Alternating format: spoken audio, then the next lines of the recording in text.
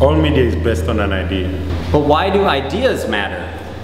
When youth are creating media, generating a specific and structured idea during pre-production leads to media with a purposeful message and an intentional audience.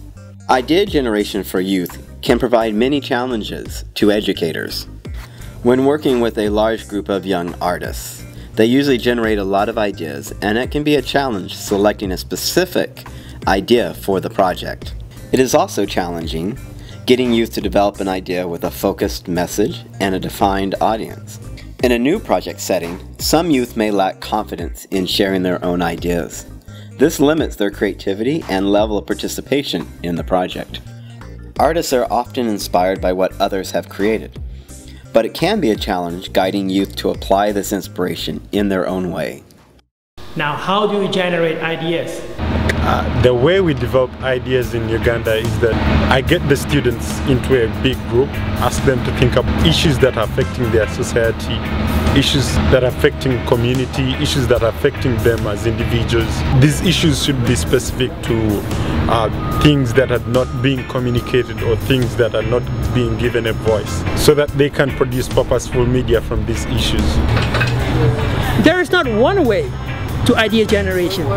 To generate the ideas in my students, I begin using photos from different works of different artists from Unquillo, Córdoba or Argentina.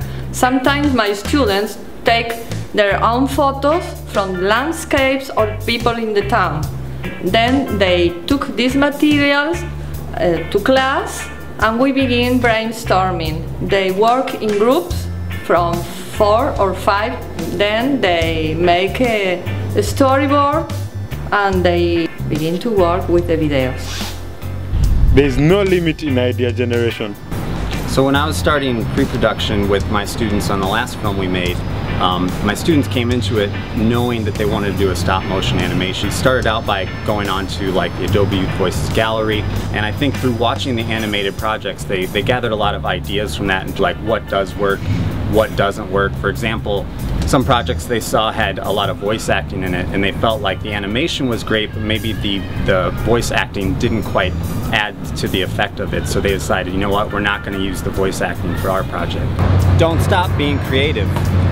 As an educator, it is essential that we create a safe environment so our students can open themselves up and share their ideas and their creativity. What we do on Bonaire, we start by identifying the young people that are shy and are reluctant to share their ideas. And then we coach them and just tell them, you know, there are no stupid ideas, there are no crazy ideas. And then as a class, we just put them all on the table. And after that, we just try to narrow it down on the subject and try to pick one specific idea or a few ideas that fits better with the theme. So, what's your idea?